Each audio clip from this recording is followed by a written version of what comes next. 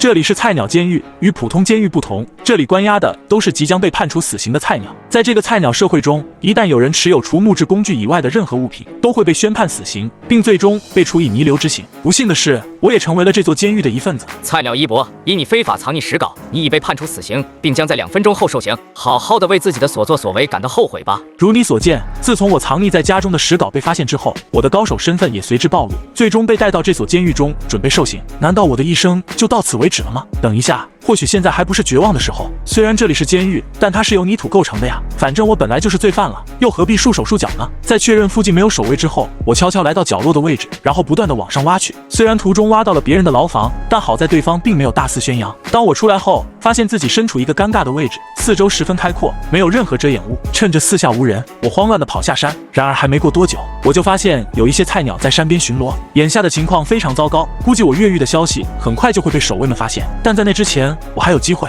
为了突破面前的防御，我思考了很多，突然意识到一个问题：他们只不过是一群菜鸟罢了，我有什么可怕的？想到这里，我便装作若无其事的样子从他们身边路过。可就在我准备翻过这片山头时，一个守卫拦住了我。前面的那个菜鸟说的就是你。你好，你有什么事吗？你的菜鸟名是什么？我的菜鸟名吗？那个，我叫一波。一波，请问你的工作是什么？我的工作是挖掘泥土，这可是我最爱干的事情。你知道吗？你的名字和一个刚越狱的囚犯很像，根据我们推断，他很有可能朝着森林跑去了。是这样吗？那还真是有些太巧了，我也想去森林抓他来着。行吧，看来你应该不是我们要找的人。我的天，还真是虚惊一场。就这样，我顺利躲进了泥土森林之中。虽然安全有了一定保障，但一直这么躲下去也不是办法。树木之类的已经被泥土化了，这意味着我根本没法制作工具。就在我叹息之际，我突然发现前方的空地似乎有一些类似于遗迹的建筑。从布局来看，这里应该是一座被遗弃的高手基地。为了找到破除困境的方法，我决定进入这座基地，看看还有没有可用的物品。经过一番摸索，我找到了一片鳞甲。